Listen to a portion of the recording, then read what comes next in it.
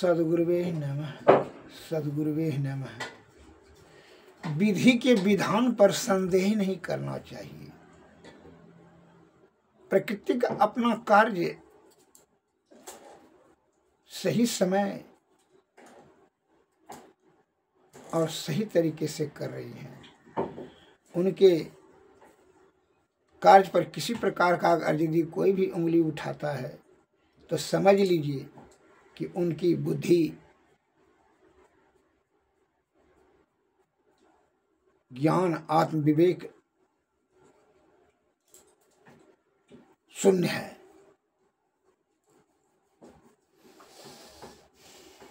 उदाहरण देते हैं।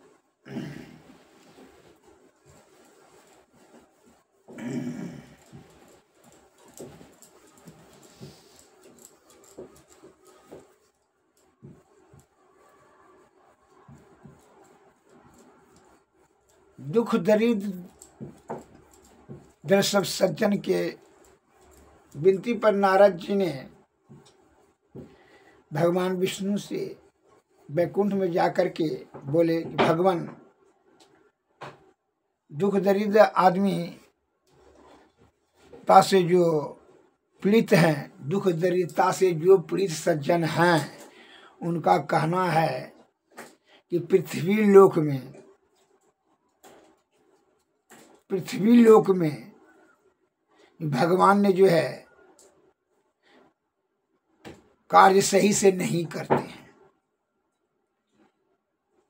कहा क्या कार्य नहीं करते हैं? कहा कि जो असत्य कार्य करते हैं, अधर्म करते हैं, झूठ पर छल कपट पर पंज आडंबर पाखंड करते, ऐमानी बेमानी शैतानी करते हैं, उसी को जो है धन प्राप्त होता है, वही सुखी संपन्न है।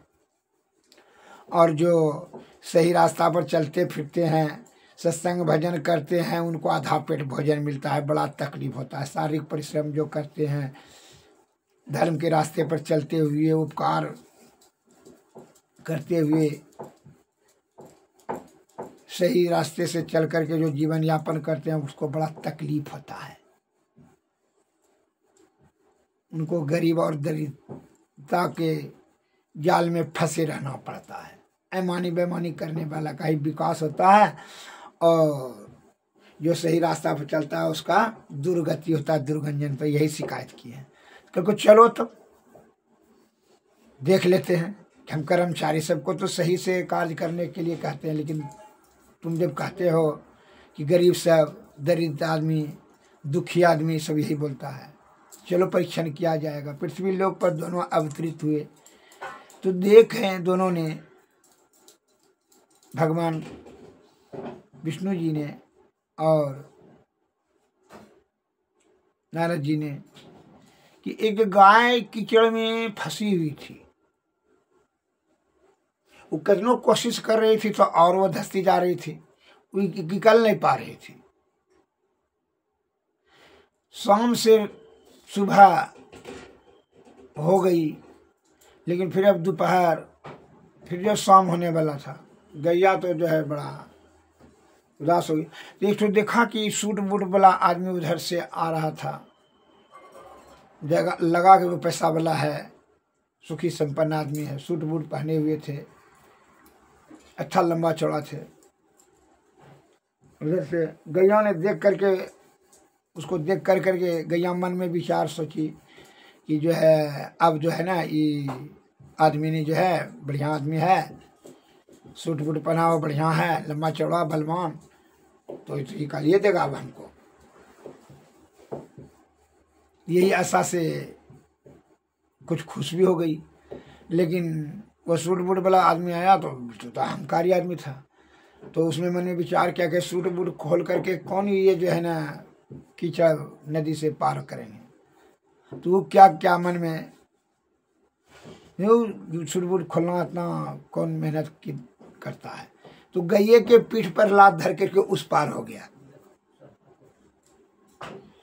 तो जो है, तो गैया तो बेचारी और धंस गई 4 अंगुर दलदल में। जैसे उस पार हुआ तो उस देखा कि बेल जो है एक बट्टू में 10,000 रुपया और 10 भर सोना था। वो तो बटू में सोना और रुपया पा करके खुशी से लेकर करके हंसते हंसते बड़ी प्रसन्न चित्त से वो चले गए। अब जो है थोड़ा देर के बाद 2-3 घंटा के बाद फिर जो है गैया ने देखी कि एक भोले भाले सज्जन किसान आ रहे हैं।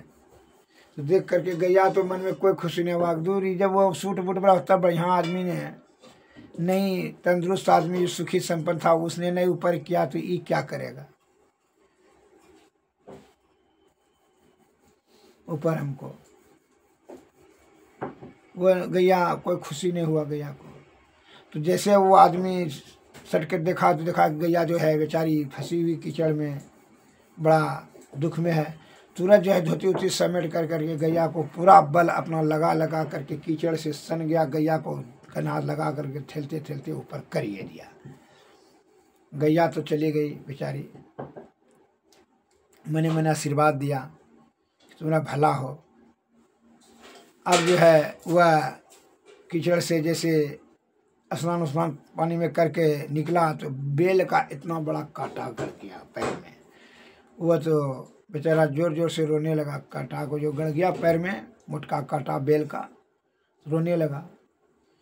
और ये सभी कार्यक्रम क्रियाकलाप भगवान विष्णु और नारद मुनि ने देख रहे थे। कहा देखें नारद जी ने कहा सही कहते हैं भगवान। देखिए यहाँ का गरीब आदमी, सज्जन सरल भोले भाले आदमी सही कहते हैं कि आपका कर्मचारी सही से काम नहीं करता है। देख लिया ना, विश्वास हो गया आपको? क्योंकि हाँ वो बात तो नहीं सच्चाई। चलो पहले अभी पूछ लिया जाएगा। ये काम जो है चंद्रगुप्त का है, जमराज का जो धर्मराज का जो मंत्री है, ये काम जो है लिखा पढ़ी वही करते हैं, हिसाब किताब पृथ्वी लोक का। चलो उनसे पूछेंगे। गए दोनों पहुँचे तो धर्मराज के पास पहुँचे। चंद्रगुप्त का कहाँ है? क्योंकि उधर है। चंद्रगुप्त ने गए पूछा कि क्या बात है जी? धर्मराज भी साथ में गए कि देखिए तो वो किसान को जो है कांटा इतना चुभ गया तो कल किसान, और उसको सोना मिला। क्योंकि हुजूर उसको जो सोना मिला, वो डायरी उल्टा करके देखा, कहा हुजूर वो जो है पूर्व जन्म का कमाई से उसका धर्म जमा था कि इस जन्म में वो राजा बनने वाला था, लेकिन उसने अधर्म कार्य किया कि गैया के पीठ पर जो है जो लात धर करके उस पार हुआ, तो उसका जो है ना धर्म छिन्न हो गया, राजा बनना उसका कैंसिल हो गया। अतः और जो कुछ बाकी बच रहा था उसका धर्म का, तो वही 10 वर्ष सोना और 10,000 टका मिलकर उसका अब जो है ना बराबर हो गया। अब उसके पास धर्म ने खर्च कर दिया, धर्म खत्म हो गया, अब राजा नहीं बन सकेगा। क्योंकि इसको बेल का काटा, क्योंकि इसको जो है ना जो आगे बढ़ता घर जो है, अब जो है शाम को उसको रात में आज विषधर सांप ने काटता, उसका मृत्यु था रात में। लेकिन इसने धर्म का जो कार्य किया, इसलिए वो विषधर सांप ने वो बेले गड़ करके उसका जो है मृत्यु टल गया। लेकिन थोड़ा सा बड़ा कष्ट हुआ। विषधर सांप का जो है काटना कैंसिल होकर के यही बेल का कांटा से गड़ करके इसका इतना दुख होकर के इसमें धर्म की वृद्धि हो गई, को इसका मृत्यु टल गया ना। हाँ, इसका जो 12 वर्ष तक आयु बढ़ गया। अच्छी बात है। तब सच्चाई का पता जानकर नारद जी ने आकर के पृथ्वी लोकवासियों को कहा, देखो भाई ऐसी सी बात है, जो है विधि के विधान पर संदेह मत करो, गंभीर बात जाने बिना। इसलिए जो भी अभी कुकार्य कर्म करके पाप कार्य कर करके जो आपको सुखी संपन्न लग रहा है, आप उसका अंदरूनी जब झांकेंगे गंभीर आत्मज्ञान से, तो आपको समझ में आ जाएगा कि वह दुखी है। एक तो ये, दूसरी बात कि उसका अगले जन्म का जो है पूंजी कुछ जमा है धर्म का, इसीलिए आपको लग रहा है उसका चकाचक चल रहा है, लेकिन वो खर्च अपना कर रहा है, धर्म खर्च कर रहा है, अनिति वाला कार्य पाप वाला कार्य करके। अतः उसको देख करके आपको ईर्ष्याग्रस्त होने की और चिंता होने की जरूरत नहीं है। अर्थात धर्म का रास्ता त्याग करके अधर्म पर नहीं चलना है, और न आपको यह मन में हरासमेंट नहीं होना है कि जो है ना अधर्म पर बेमानी बेमानी शैतान में अंडम्बर खडम्बर कर करके पखंड कर करके धन जमा कर सुखी हो जाए। यह आपका सोचना बिल्कुल व्यर्थ होगा। जो आँख ये ज्ञान इंद्रिया से जो देखा जाता है, जो अंतःकरण इंद्रिया से समझा जाता है, दोनों में अंतर है। आप समझ सकते हैं कि कोई भी जज को खून करते हुए, चोरी करते हुए कोई जज ने किसी प्रकार का अपराधी को अपराध करते हुए देखा, सुना? नहीं। उन्होंने समझ बूझ करके ज्ञान से विचार विमर्श कर करके ये पांचों इंद्रियों को सभी का निचोड़ निकाल कर करके बुद्धि और चित्त से समझ कर करके फैसला देते हैं। इसलिए उसको बुद्धिमान कहा जाता है, ज्ञानी कहा जाता है। अतः ज्ञान से समझें। अतः आपका जो है पूंजी नहीं है, आप अब की बार पूंजी जमा करें, धर्म रूपी पूंजी, तभी जो है वही धर्म से आपका लौकिक और अलौकिक कल्याण होगा, सुख और परम सुख की प्राप्ति होगी। श्री सतगुरु महाराज की जय, श्री सतगुरु महाराज की जय। अब जो है स्तुति कर लिया जाए।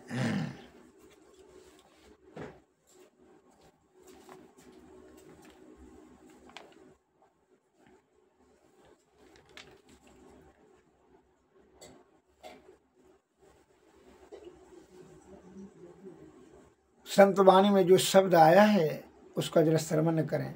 हमारे परम आराध्य श्री स्वामी महर्षि मही परमानंदास जी के वाणी में क्या आया है कि ईश्वर जो है अपने अंदर में ही मिलेगा। उसको देखने का विधि क्या है, समझने का। यह सूरज को, ध्यान को प्रणव बिंदु पर स्थिर करें, दोनों नेत्र के किरण के बीच, भवों के बीच में प्रणव बिंदु पर स्थिर करें, और स्थिर कर करके सुषुम्ना नाड़ी की ओर, ऊपर की ओर धकेलें। तो जब सुषुम्ना नाड़ी में धकेलेंगे तो क्या दिखाई पड़ेगा, सुनिए। कहते सुखमन में झल झल बिंदु झल के। सुषुम्ना नाड़ी में क्या कहते हैं? झल झल झल बिंदु झल के, लख ले भैया बंद पल के। तिसर तिल में दृष्टि धरे, पिंड त्यागी ब्रह्मांड चले। खुले आकाश भरे तारा, दीप टेम हरे अंधियारा। अनुपम चांदनी ज्योति बरे, अनुपम चांदनी ज्योति बरे। तरुण सूर्य दिव ज्योति करे। अनहत अनहद धुन मीठी, सूरत में करी दीप दीठी। धरी धरी अस शब्द सूरत डोरी, सूरत चली। घर सत करो करेरी कोरी। मही भेद कहाँ यह सार, मही भेद कहाँ यह सार। गुरु से भी पावे निर्धर, सुखमन झल झल बिंदु झल के। लख ले भैया बंद पल के। पलक को बंद कर करके भीतर में आप देखिए कैसे बिंदु में दिखाई पड़ेगा। सुषुम्ना नाड़ी में कैसे वहाँ झल झल झलकेगा बिंदु। वहाँ लाखों सूरज चंद्रमा का प्रकाश होगा ज्योति मंडल में। उससे भी अनहद मंडल बढ़ेंगे, तब शब्द मंडल सब सार शब्द पर निशब्द, निशब्द तब ब्रह्म की प्राप्ति। सुषुम्ना नाड़ी होते ऊपर जाना है, इंगला पिंगला में आया बया नहीं जाना है, विषय भोग में नहीं जाना है इंगला पिंगला में। यह संत महात्मा लोग बताते हैं, हमारे गुरु महाराज की वाणी में। आरती तन मंदिर में कीजिए, दृष्टि जुगल कर सन्मुख दीजिए। चमकई बिंदु सूक्ष्म यति उज्ज्वल, ब्रह्म ज्योति अनुपम लख लीजिए। जगमग जगमग रूप बरमंडा, निरखी निरखी ज्योति तज दीजिए। शब्द सुरतयाभ्यास सरल तर, कर करी सार सवद गही लीजिए। ऐसी जुगति कया गढ़ त्यागी, भव भ्रम भेद सकल मल छीजी। भव खंडन यारति यह निर्मल, करि में ही अमृत रस पीजिए। आरती तन मंदिर में कीजिए, दृष्टि जुगल कर सन्मुख दीजिए। श्री सद्गुरु महाराज की जय। श्री सद्गुरुवे नमः। सद्गुरुवे नमः। नमस्कार।